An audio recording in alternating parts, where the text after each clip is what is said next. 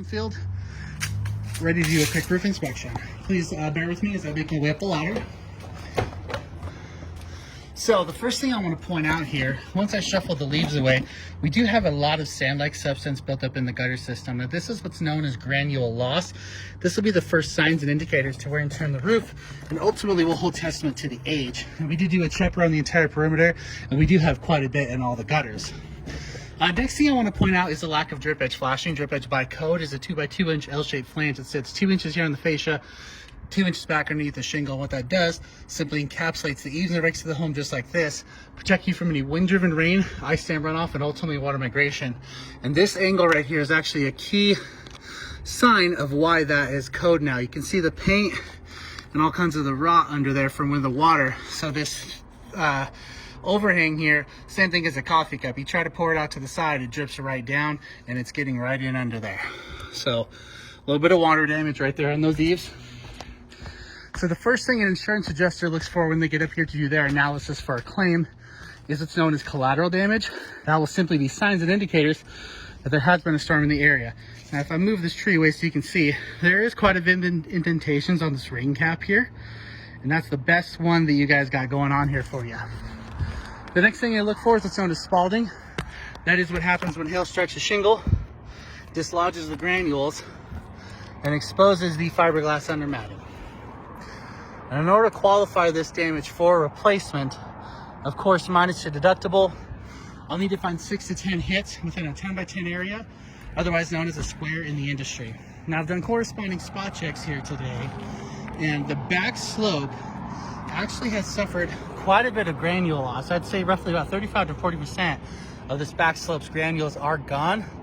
The hail damage is still visible there. However, it is really hard to see that given the condition of the roof. Next thing I want to talk about is a lot of the nail heads are protruding through the surface. This one actually is coming from inside the attic. So the reason why this is so problematic is because this is a very vulnerable penetration point for water to migrate in. An example of protruding nails is this guy right here. And if you just take that away, that little hole right there, enough to get in and cause that damage. I'm gonna actually push that down for you today. I left it there for the video's sake, but we'll just go ahead and seal that one real quick. So a lot of mechanical damage as well. The edges of these shingles are really starting to fray, as you can see here. If I go down and look at this angle, you can see how shiny they are. That's the fiberglass that is starting to show through there. We do have quite a bit of wear and tear as far as some of the penetrations go. We got a missing shingle right here that has blown away over time. And actually these hooks here, which are meant for a tie-off for safety, are really starting to protrude here. You can see that gap there. Now water migration, like we talked about at the front there with the drip edge, same thing. It's able to migrate into there, get into the attic space, cause a little bit of a leak, no good. And lastly, I want to talk about is a couple of the boot jacks. This is probably the worst one. The seals are starting to crack. Now over time, once this is gone, there's no way to detect it unless you're up here. And once this rubber seal is completely gone, it's complete access right into the water, or excuse me, right into the attic space with the water migration. And just a lot of the nail heads that are not sealed up. So in my professional opinion here today, I am seeing quite a bit of wear and tear on this roof.